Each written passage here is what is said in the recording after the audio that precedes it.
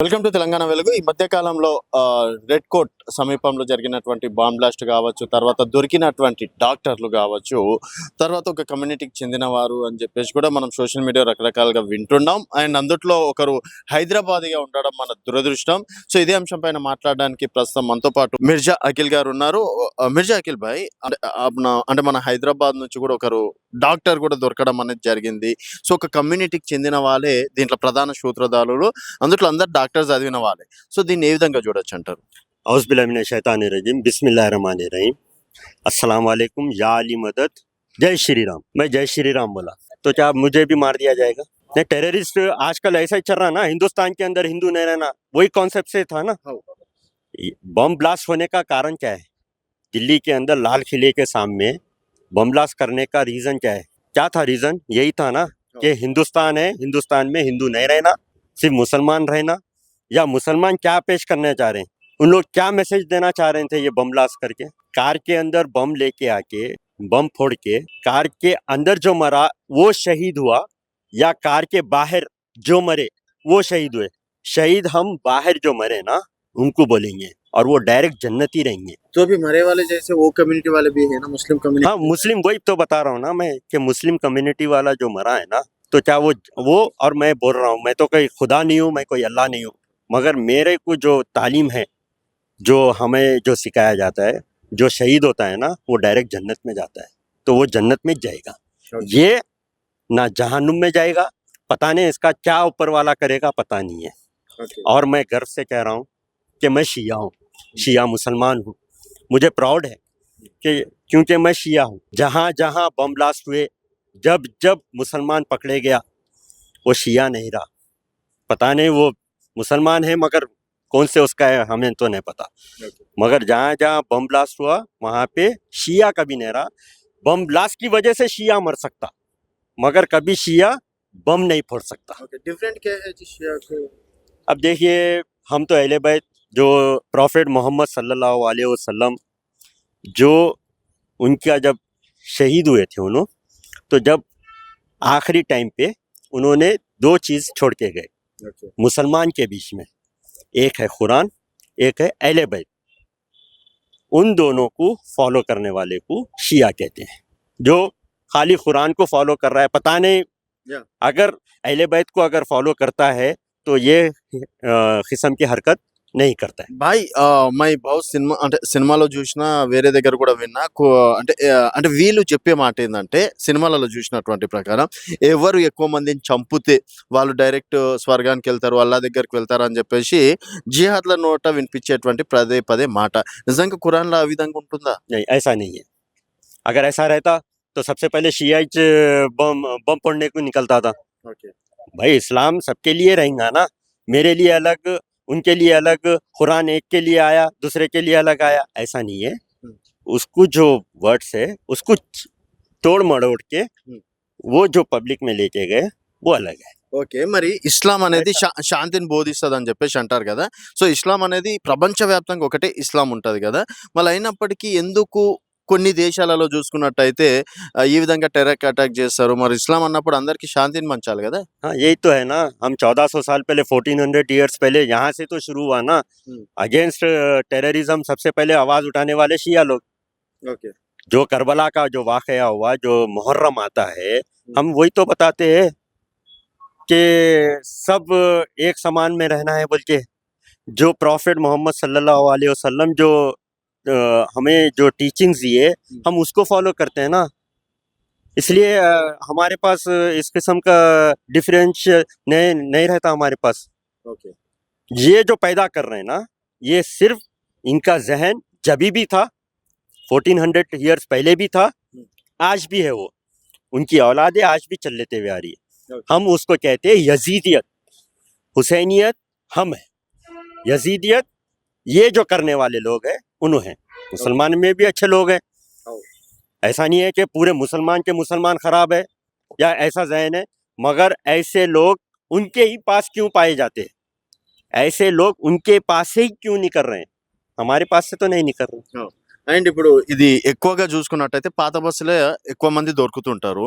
And ఎందుకు పాత బస్సే ఆ విధంగా అడ్డగా మారింది? మీరు కూడా పాత బస్తీకి చెందిన వారే కాబట్టి అట్లాంటోళ్ళని గుర్తించలేమా? మీ ఇంటి పక్కనో, ఇంటి ఎదురుగానో అంటే వేరే వాళ్ళు కూడా వాళ్ళకి సపోర్ట్ చేసే అవకాశాలు ఏమన్నా ఉంటాయా? మన హైదరాబాద్ పాత బస్తీ సోదరులు ఏ విధంగా ఉంటది మైండ్ సెట్? नहीं देखिए, अ, अब तो डॉक्टर यानी कि एक डॉक्टर के पास एक पेशेंट जाता है, तो डॉक्टर सिर्फ पेशेंट की नज़र से देखते हुँ।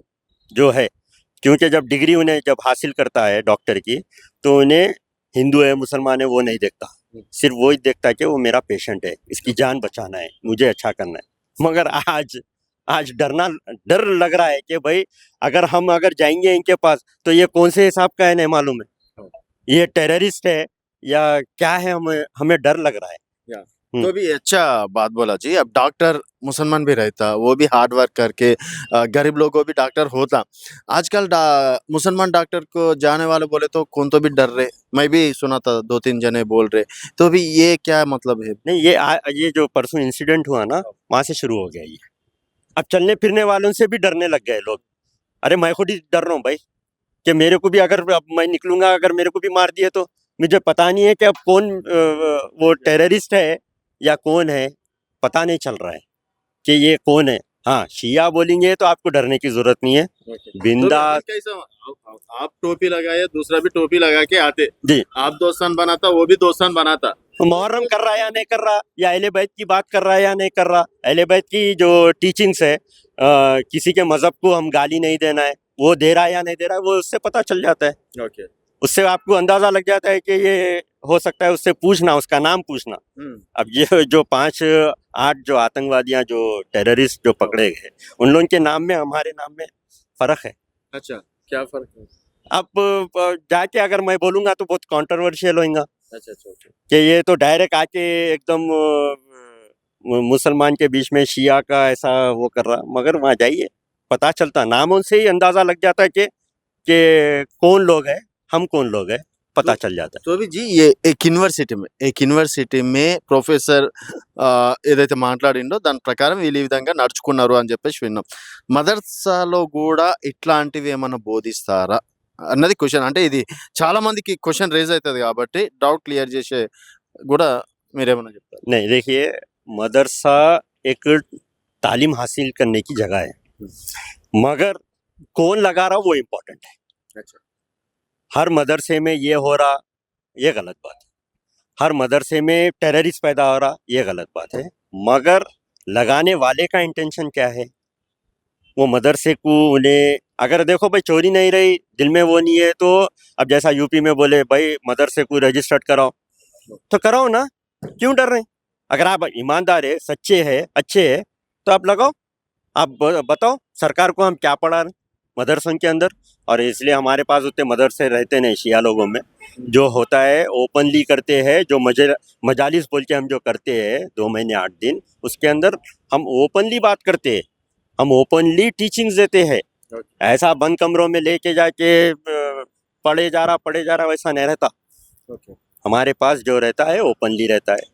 ये जो मदरसे का नाम लेके जो पीछे उसके जो चला रहे हैं, मैं तो मोदी साहब और अमित शाह साहब से रिक्वेस्ट और मैं उनका धन्यवाद करना चाह रहा हूँ कि आज जो हिंदुस्तान के अंदर जो मुसलमान चैन की नींद सो रहा है, वो NIA वालों को, ATS वालों को, तमाम पुलिस के लोगों को मैं तमाम मुसलमान की तरफ से शुक्रिया बोलना चाह रहा हूँ कि आज हम जो नींद चैन की सो रहे हैं, उनकी वजह से, भारतीय जनता पार्टी की वजह से, जो कि 2014 से लेके आज तक आप सोच सकते हैं कि अगर 340 किलो के करीब RDX अगर फुट जाता होता तो क्या हाल होता हिंदुस्तान का।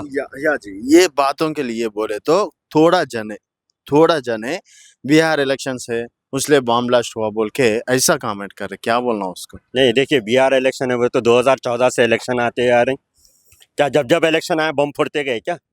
क्या बात है, जब इलेक्शन आ रहा, जब बम फोड़ रहे हैं क्या? आप ये हमारे ऊपर इल्जाम लगाना चाह रहे हैं क्या भारतीय जनता पार्टी के लोगों के ऊपर कि इलेक्शन आते कि बम फोड़ रहे हैं?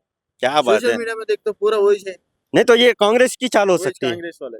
अरे जब कांग्रेस के दौर में फिर जब बम फूट रहा था तो इलेक्शन की खातिर कर रहे थे क्या? क्यों ये अरे भाई जो असल बात है उसको सामने लेके आओ ना। और इलेक्शन तो बिहार का अब आ रहा, सरकार कब से है? 2014 से है।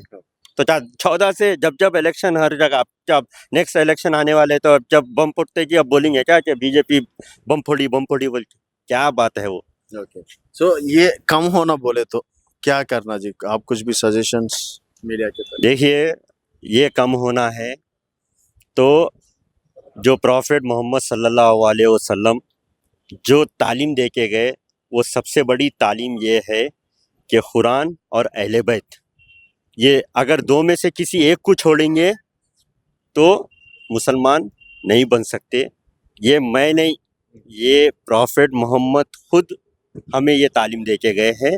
तो दोनों को पकड़ो, तो दोनों को जब पकड़ेंगे तो आपको असल जो है इस्लाम जब पता चलेगा, अहले बैत को और ఖురాన్ కు. మొత్తానికి ఖురాన్ అలవత్ని ఎవరైతే నమ్ముతారో వాళ్ళే అసలైన ముస్లిమ్స్. ఈ విధంగా టెర్రరిస్ట్ దాడులు చేసే వాళ్ళు అసలు ముస్లింలే కాదు, వారికి ఎలాంటి శిక్షలు విధించినా తప్పు లేదని చెప్పేసి కూడా చెప్తున్నారు.